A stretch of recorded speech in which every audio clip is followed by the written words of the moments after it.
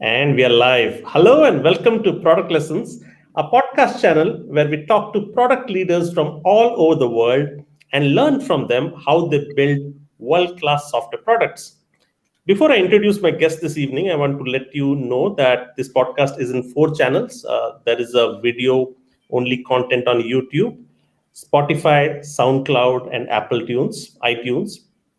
The links are mentioned below in the description. And if you like these conversations, do consider hitting subscribe. I have some cool guests coming up, including Marty Kagan next month for the second time, and many others. Also, hit me up on Twitter. It's Product Lessons. I engage more there than any other social media platform. All right, with that, I'm excited to introduce my guest tonight, and it's because she's none other than Radhika Dutt. Radhika is a prominent entrepreneur and product leader and the author of the upcoming book, Radical Product Thinking, The New Mindset for Innovating Smarter. She has participated in four acquisitions, two of which were companies that she founded. She advises organizations from high-tech startups to government agencies on building radical products that create a fundamental change. She's currently advisor on product thinking to the Monetary Authority of Singapore, Singapore's financial regulator and central bank. That is massive, massive. I'm going to ask a few questions on that. She serves on the board of the independent publisher Barrett Collar and Association of Product Professionals. She also teaches entrepreneurship and innovation at Northeastern's Demore Mackim School of Business. That co-founded Radical Product Thinking as a movement of leaders creating vision-driven change and is a frequent speaker at business events and conferences around the world. She graduated from MIT with an SB and M engineering in electrical, masters in engineering in electrical engineering, and speaks 9 languages, currently learning her 10th. Before I get her to speak, full disclosure, I was not very sure of the book. There are so many product management books being published, a dime a dozen, so I didn't give it the due respect. But how gloriously wrong I was. The book blew my mind. The book is inspirational. I love books that deliver a powerful punch. A good book should be able to change the way you think. And boy, does this book do that in style. The biggest aha from the book for me was the difference between iteration-led and vision-led. And you know what? The day I read that, I used that in a conversation at workplace to my bosses, and I sounded so smart. The book is titled Radical, and the book itself is radical. The ideas are radical, and that has the power to shift your mindset, devoid of any fluff. And it's like after you have read the book, the shift has happened. You can't unsee it. It's like they say the mind once expands to a new idea, cannot go back to its original shape. And the book just does that. It's interspersed with knowledge bombs like don't drive your vision by business goals, but drive it by the change you want to see. Think of your product as a mechanism for creating change. Product is a way of thinking, not a job title or function. You don't get to hear such phrases or philosophies anywhere else. And when you internalize this, you can potentially become a visionary product person.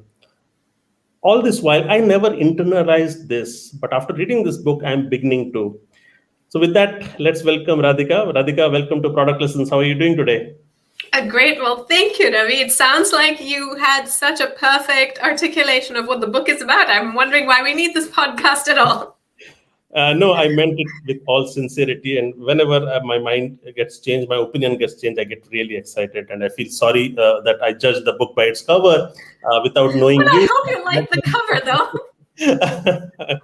So, yeah, I feel lucky and honored to be able to speak to you, to have this interview with you, Radhika. But before we talk about the book, you know, I'm very fascinated by your career trajectory, the way you have shaped your career, the kind of person that you have become. What were those influences in your life that helped you, that shaped you to become what you have become today? I think it's a few different things. One of the first things is I have lived in so many different countries. So I've lived on 4 continents. I hold 3 passports. It really shaped my thinking from more of this global perspective. That was, I think, the first thing. The second is, throughout my 20-year career, I've worked in small companies and large, from startups that I founded to multinational companies like Cisco, for example. And I think those were the two main things that shaped me, but also I think, what I brought into the book. I wanted to make sure that I was sharing a global perspective of what it really meant to build world-changing products. That, today's business books often share a very Silicon Valley centric perspective that I think is very narrow in terms of what it means to build successful products. We think of successful products or successful companies as just those unicorns, and that's not reality. That's not kind of what we're here for, really. Yeah. So that's why I wanted to understand the drive also behind you. You said you know 9 languages and you're on your 10th. Where does that drive come from? Oh, where does the drive come from? Well, when it comes to languages, I think it's more of really wanting to be that world citizen, and that requires understanding culture through languages. Maybe that's where I enjoy learning languages.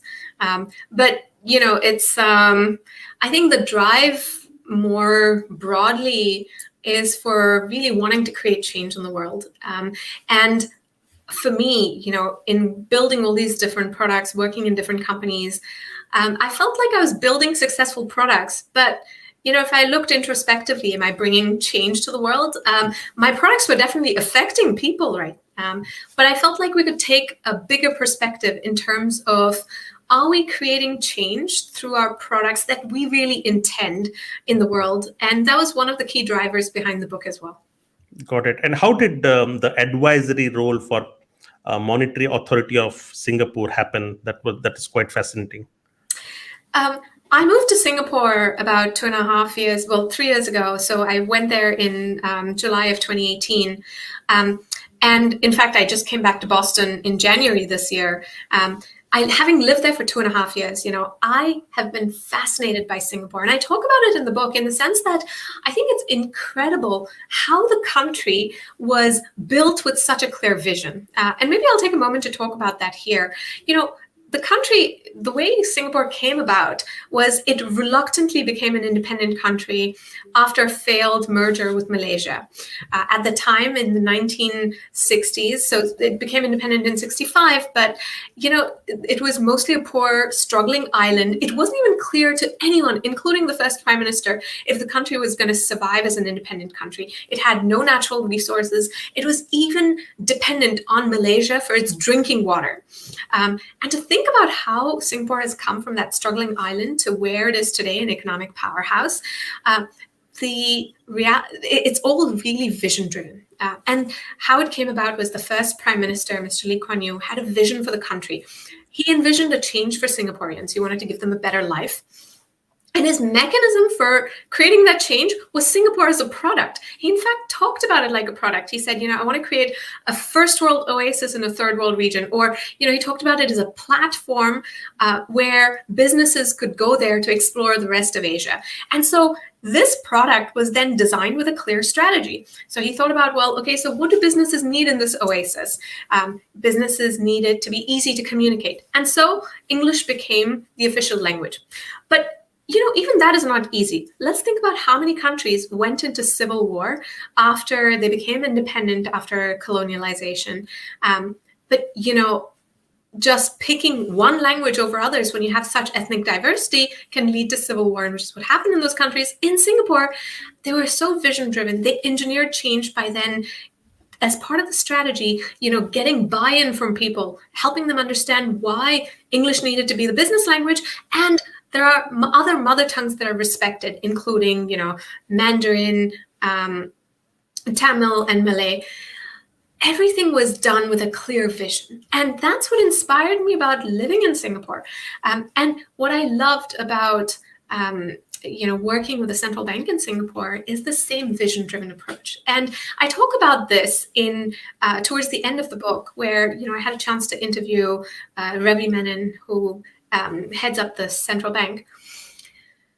His vision for finance as a force for good is truly inspiring to me. And like you said, I too am inspired when people really can change my mind. And that conversation with him really changed my mind on finance and the ability for finance to actually be a force for good. After the 2008 financial crisis, I never thought that finance had the potential of being any good at all, right? Like, it really destroyed so many people's livelihoods, robbed people of their homes because of the whole mortgage-backed securities.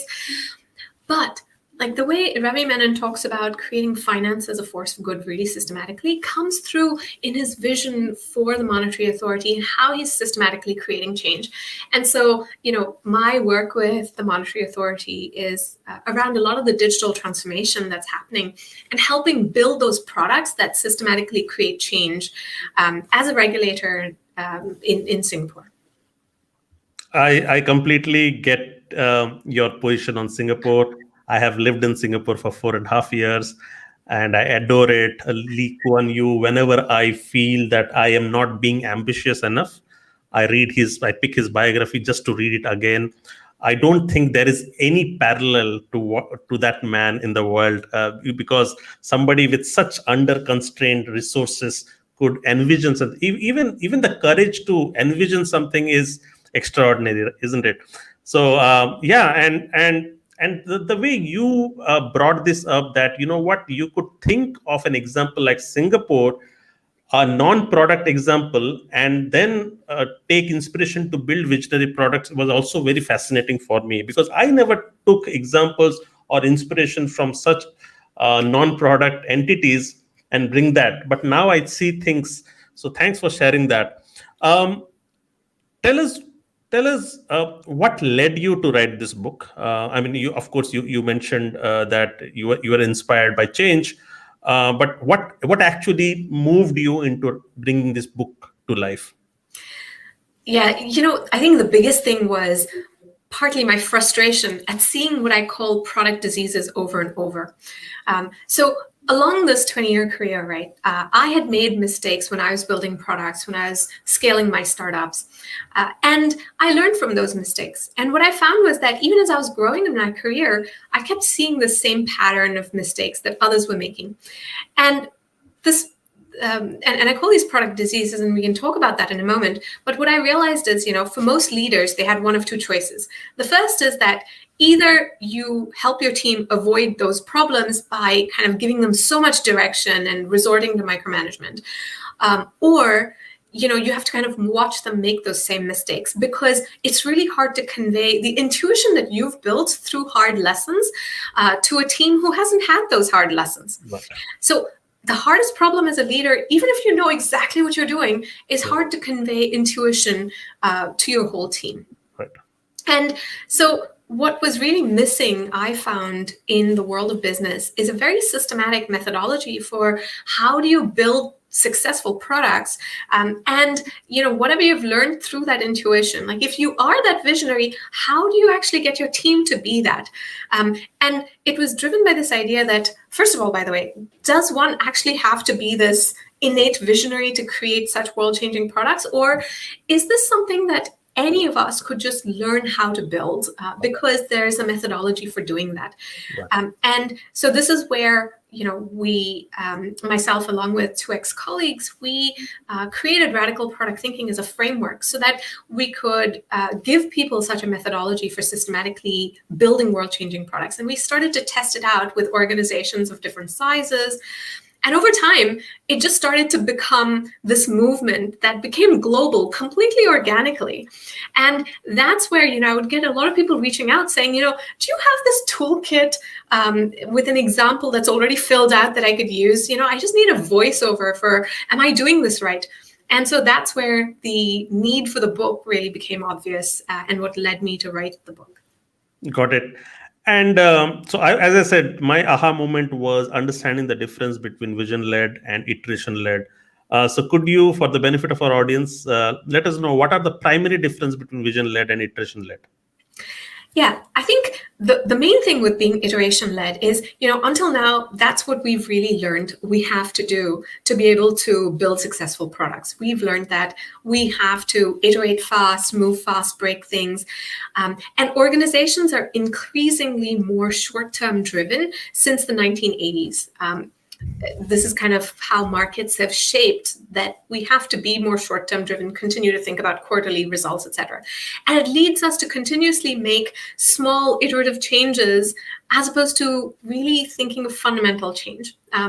So the example that I give of being iteration-led is, if we think about the comparison of Chevy Bolt versus the Tesla Model 3, if you look under the hood of a Chevy Bolt, it looks exactly like a traditional gas car, except it happens to be electric, right? And that small iteration that GM created, that's an iteration-led model. On the other hand, let's look at Tesla. It's driven by a more radical vision. So Chevy Bolt, the vision behind that was to beat Tesla Model 3 to the market with a range of over 200 miles. Tesla's vision behind Model 3 was to create an affordable car that reduced our dependence on fossil fuels without requiring a compromise from the driver. So it was a more radical vision that was about the change that Tesla wanted to bring. And that was then translated into what the product looks like, which, for example, if you open up a Tesla Model 3's hood, the insides look nothing like a gas car. Right. There was an auto expert, Sandy Munro, who did a teardown exercise pulling apart these cars. And what he found is, if you look at the Tesla Model 3, they're the only ones that uses what you call the Hall effect for the engine.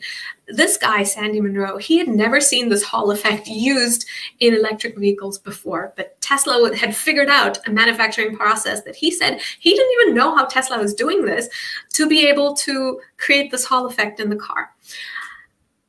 Whether it's the engine, the cooling system, everything in the Tesla was designed to be the most efficient possible to be able to achieve that vision. Whereas if you look at the Chevy Bolt, it was very much of a small iteration just beyond the status quo to be able to arrive at a business goal. And in the end, the business results show. Sandy Munro, he talks about this Tesla Model 3 as revolutionary as a product. And in terms of sales, you see that it's outselling the Mercedes Class C plus BMW and the Audi A4 combined. Right? Whereas if you look at the Chevy Bolt, he calls it a good car, and it's doing fine. But that's the main difference between being iteration-led versus vision-driven. You can truly create products that are good for business, that are truly revolutionary, and set you so far apart from the competition when you have a really clear vision and then systematically translate it into every aspect of your product. Got it. Would you mind if I share that beautiful table that you have laid side by side? Yeah, please. So that's the benefit of also doing it on YouTube. And I was very fascinated because only when you compare and contrast, you realize the difference. And what caught my attention is exactly what you mentioned. The vision is driven by business goals in iteration-led mindset.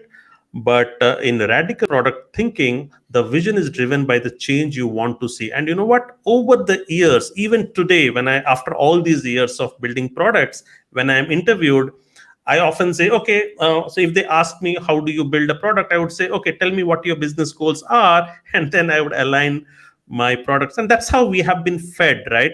But this is completely a very novel and radical way to look at things, that business goals, if you are hitting them, you are only incrementally improving things. But vision led is actually when you want the change you want to see. What other in this table would you want to talk about, Radhika? I think one of the other big things is when you're iteration led, iterations define the direction of where you're going. And this is the most common thing that happens. We often use lean and agile so that we're innovating faster. We're able to iterate faster. Our mantras until now have been, iterate fast, fail fast, learn fast, etc. And we use lean and agile for that. But the reality is that, Lean and agile, they're the equivalent of having that fast car. A fast car is great, but it doesn't tell you where you need to go. And so in a vision-driven approach, instead of iterations driving your direction, it's you have a clear vision and strategy, and that vision and strategy drives your direction. Got it. And I also like this one. The resulting product can easily become bloated and unfocused over time as common product diseases creep in. I'll talk about product diseases. And on the radical side, the resulting product is more likely to stay true to its original vision and purpose. Product diseases are less likely. So let's shift gears. I mean, let's talk about product diseases. Could you shed some more light on the concept of product diseases? And you actually have identified a few diseases. Maybe a couple of them would be good to know. Yeah, so I'll talk about a few diseases that I see in small companies and others that are maybe more common in larger companies.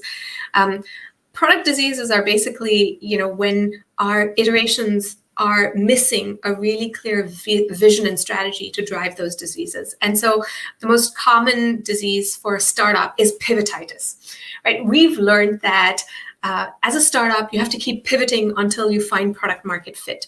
Right. And the examples that are most often thrown out are ones like, Slack, Twitter, all of these, they pivoted from one idea into another, and that's how they found success. Right. But the reality is, right, when we take this approach, it's like licking trees hoping to find maple syrup. When we iterate and we're trying to just go from one pivot to another, I've done this myself. I was at a company where we started off trying to be the next Visa of the world, and then we decided, but really that's very complicated because you have to both try to win merchants as well as consumers. So then we switched into being a credit solutions company for merchants. But before we got to that, we were first being a loyalty solution product for merchants. I mean, at the end, I didn't even know what to write in our marketing brochure anymore, right? And so pivotitis is what happens where we kind of lose our way going from one pivot to another. And as a startup, or even as a big company, the reality is you have 2 to 3 pivots before you run out of money and momentum. And pivotitis really means you run out of that money or momentum. And so instead of doing this constant pivoting, you have to really have a clear vision. And so the question that comes up, by the way, is, well, but isn't the whole point that you have to figure out your vision along the way? Exactly, yeah. So the reality is, right, use your vision like a stake in the ground. This is what you believe is the right vision. If you execute and then you discover, oh, whoops, you know what? I was completely wrong. That is not the problem that needed to be solved in the world at all. Go back and rewrite your vision statement, and you tell your team, here's what we learned. Like, here's why we need to have this different vision, and here's the change. Like, there's gravitas to that change that you're making. It's not just a pivot. Like, it's you're making that very deliberate decision based on learning. So you don't lose that sort of momentum. Your team doesn't feel like they're just going to be whiplashed back and forth. There's a lot of clarity. And by the way, this is why a really detailed vision is important, and we can get to that. But pivotitis is probably the most common disease for startups. But pivot is a very, very strongly grounded principle, especially in Silicon Valley, with what Eric Rice wrote in Lean Startup. That's where the term pivot became popular. So what you are saying is pivot need not be at every stage of your product direction, but pivot should be at the vision level. Is that what you're saying? I think anytime you're doing a pivot, like, it has to be really clearly grounded in why is the pivot necessary? What exactly was your hypothesis that you started with? Where are you wrong? And what is the next thing you're going to try, right? Very often when we pivot, we don't have that clear definition of what was that original vision? Where did we make a mistake, and what else are we trying?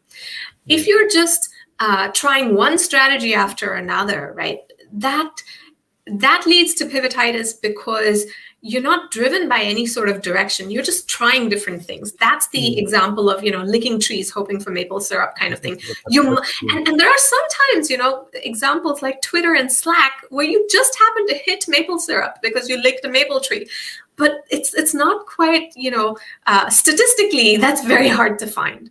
So what's the alternative then? What's the alternative? So if you hit a dead wall, what should you do? You do. I'm not saying never pivot, but you reduce the frequency of pivots when you've thought through your vision and strategy really clearly. So let me explain what I mean by a vision, right? When we talk about this change you want to bring to the world, what I want us to really do, even talking about change in the world is just too broad. I want us to answer 5 questions. First, whose world are you trying to change? Like, define a really clear group of users whose problem you're going to go out and solve. Right. You talk about what exactly is their problem and what are they using today. The third is, why does that need solving? Why do you need to change the world? Because maybe you don't. Then we talk about, when will you know that you've arrived? Meaning, like, what does the world look like when you've solved the problem? Right. And then finally, we talk about, how will you bring about that world? So a good vision answers the who, what, why, when, and how. Right. And that's what I mean by a detailed vision. To answer this detailed vision, right, you're going to have to do a lot of research. You won't know the answers to this on day one. And so as you work out the answers to these, you will have to have this sort of stake in the ground as a starting point. This is what I believe the answers are, even as an early stage startup. And then you can execute to try to prove these answers out. As you discover, I was wrong about, this being the problem. This turns out to not be their problem at all. Go back and rewrite this vision statement and share with your team what you just learned. Now, even what you were trying out, that was all based on a clear vision. When you learn something, you can go back and you're re-examining what you learned and what this new vision is. Similar thing for a strategy. If something is not working or your solution is not working, having such a clear hypothesis helps you go back and figure out, okay, is it that I was wrong about what the pain point was? Or was I wrong about my solution addressing the pain point? So having all this clarity before we launch into execution, that's the important part. Excellent. Now I got it. You also mentioned about hero syndrome. Could you explain that as well? That's also such a common disease in startups. And in fact, I caught this disease in my first startup, which was called Lobby 7. Hero syndrome is where we become really focused on scale, on being big, to such an extent that we lose track of what it is that we set out to solve in the first place. So, in startups, very often that means that we conflate scale with success. For example, we raise a big venture capital round and we think that is proof of the need for a product. Or we focus so much on raising that round and showing scale that we scale too early before our product is actually proven to solve a real need in the market. Right. Got it. Thank you so much. And then you go ahead and talk about the 5 elements of radical product thinking. I definitely do not want to go through the 5 because I would want the audience to pick the book and read by themselves. But I would still want to talk about the 2 that I was most fascinated about, which is strategy and the culture. So let me just read out the 5 elements. The 5 elements are: number 1, vision, which is envisioning change. 2 is strategy, connecting the why with the how. 3rd is prioritization, bringing balance to the force. 4th is execution and measurement, taking action. And 5th one is culture, radical product thinking, your organization. And the reason I want to pick strategy is vision can still be shaped with inspiration and due diligence, but how do you translate that into strategy? And then you coined a mnemonic RDCL. Maybe if you can shed some light on strategy and then culture, that will be meatier stuff then. Yeah. So strategy is how we translate our vision into a set of actionable steps. And what I found is, right, when we craft a strategy just using intuition, it's so easy to forget about some of the elements of what you need in a product. one example for me is when we're thinking about strategy, typically we end up forgetting about things like the pricing model, or how you're going to train your customers, or how you're going to support your product. Very often those are left as afterthoughts, like, oh, first let me build my product, then I'll think about how to price it, and someone else will think about how it's going to be supported, etc. Yeah. But those are all really critical elements of your strategy. And so the radical product thinking approach to strategy asks 4 questions. And that's why the mnemonic is radical, or RDCL. So the R is for real pain points. That asks, what's the pain that's making someone come to your product? The second is design, which is, what is the solution that is going to solve that pain point? Mm-hmm. The C is capabilities, meaning what's the special sauce that powers your design? And then the L is for logistics, meaning how will you bring this to customers? This is finally where we think about our pricing model, support, etc. Now, go to market and stuff like that. Exactly. And I use an example in the book of microcredit. The vision behind microcredit, that was certainly a vision that had an idea for change. Like, microcredit was going to solve poverty in the world. Mohammed Yunus. What was that? Mohammed Yunus, the Nobel Prize winner. He was the one who started this concept of microcredit, isn't it? Exactly. And the idea was great, right? It was going to change the world and eliminate poverty by giving people loans. But the reality is, right, the strategy behind it, even though the vision was great, the strategy was not quite right. For example, the assumption behind microloans is that the real pain point is all poor people are entrepreneurs. If you just give them credit, then they're able to start businesses, invest in businesses, and then lift themselves out of poverty. Whereas if you look at reality, right, just like you can't say that all millennials are entrepreneurs, or we can't say that all baby boomers are entrepreneurs, we can't say the same thing about one particular demographic. And so it's not that everyone is an entrepreneur and we're going to be able to solve all of poverty by just enabling this sort of entrepreneurship. And so that was one of the key learnings. But another example was, even in terms of the design, it wasn't quite solving the right pain point. Like, there was what they found was microcredit actually is not transformative, even for the entrepreneurs in that demographic group. There was research by Nobel laureates Esther Duflo and Abhijit Banerjee, who found that if even when you give out microcredit, just like some startups fail and others succeed, some of those entrepreneurs succeeded and others didn't. Overall, it wasn't life-changing for the community or transformative to the community. Got it. And so those are just some examples, right? What happens when we craft a strategy is we often craft it based on our assumptions. And so this approach to a radical strategy helps you write out each of your assumptions and then test out those assumptions through your execution and measurement. And when you write out all of these elements of your strategy, you're thinking comprehensively, first of all, about your strategy. And second, you know what you need to test out. And that helps you really very systematically translate your vision into your actions. Got it. Thank you. That was awesome. So the foundation of your book, the RPT philosophy, radical product thinking philosophy, has 3 pillars. They form the foundation. Maybe you could shed some light there. So you say the first one is think of a product as your mechanism for creating change, which we talked about. Second is envision the change you want to bring to the world before engineering your product. Third is create change by connecting your vision to your day-to-day activities. I think these 3 pillars are the ones that maybe you can just try to make some sense of these 3 pillars. Yeah, I think the first 2 we talked about, right? About thinking about your product as a mechanism of creating change and the need for detailed vision.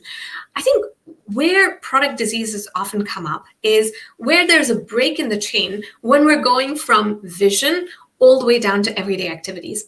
When we think about our work in many companies, right, our everyday activities very often feel completely disconnected from any sort of a vision. Very often that vision and strategy, it doesn't feature in everyday decisions.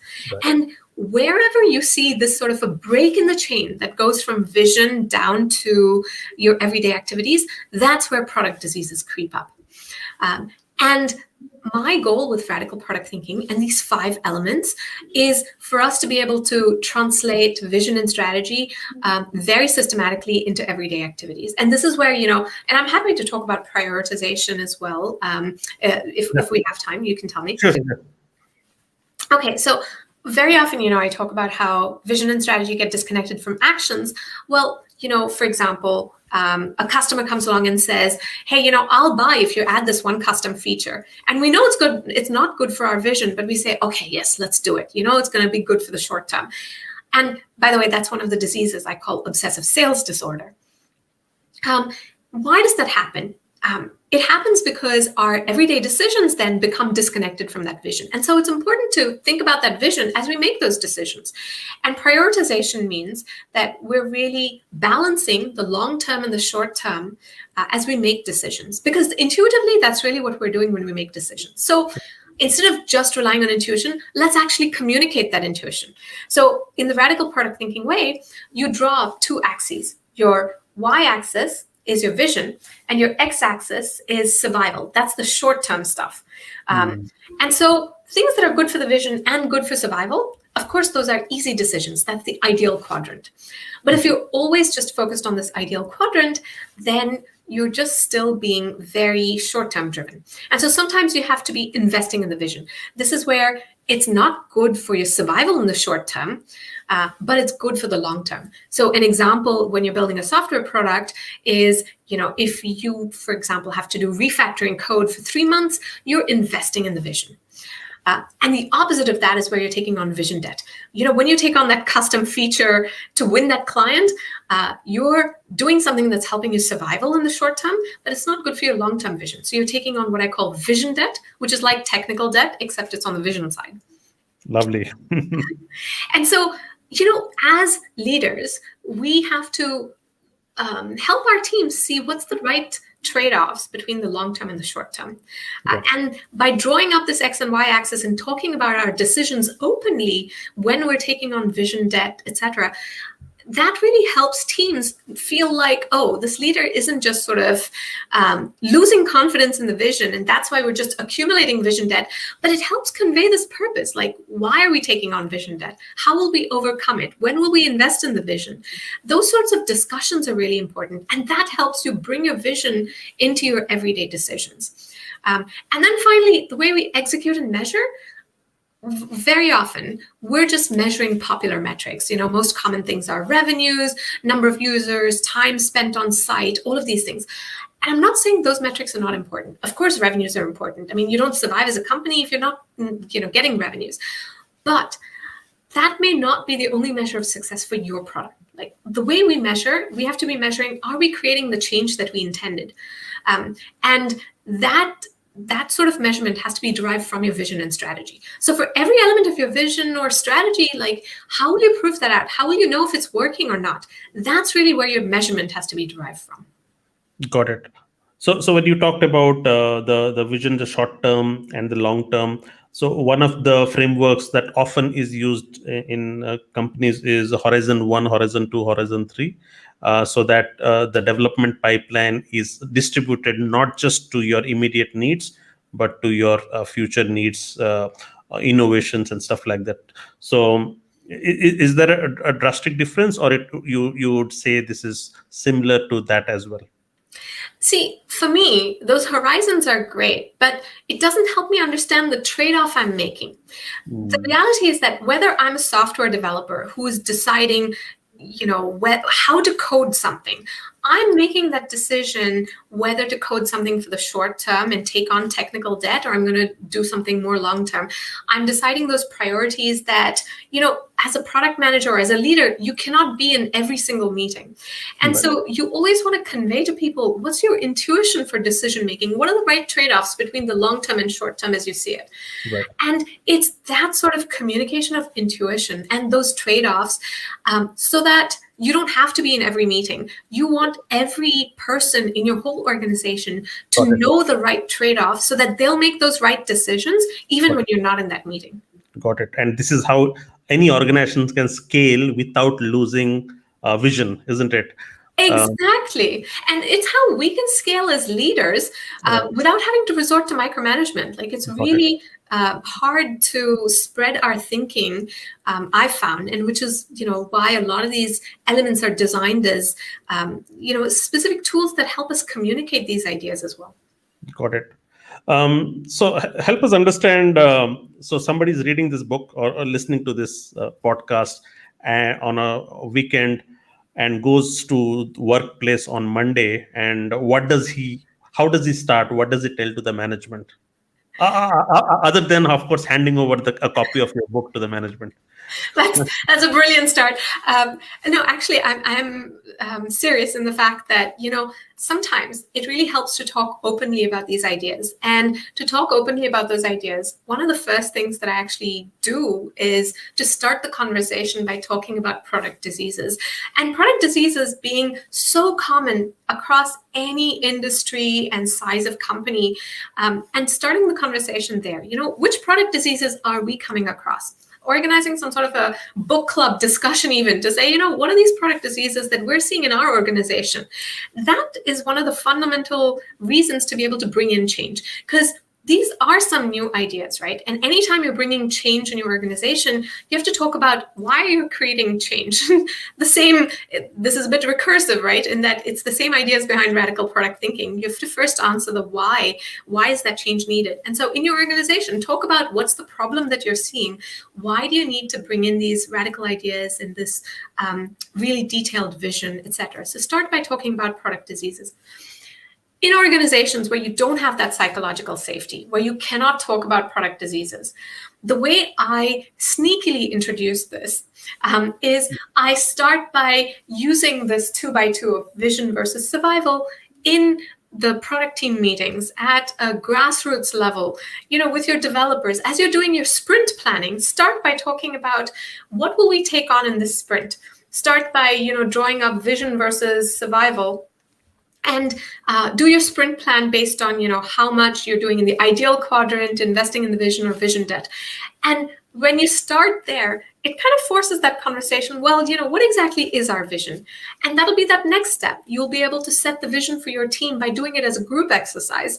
And that takes it to that next level where you have to communicate decisions and priorities to your stakeholders. Use the same 2x2 of vision versus survival with your stakeholders to communicate why you picked this feature and why you're not going to do this feature right now.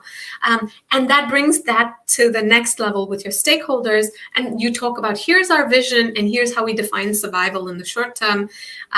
And helping communicate kind of across the organization your vision and how you're translating that into reality.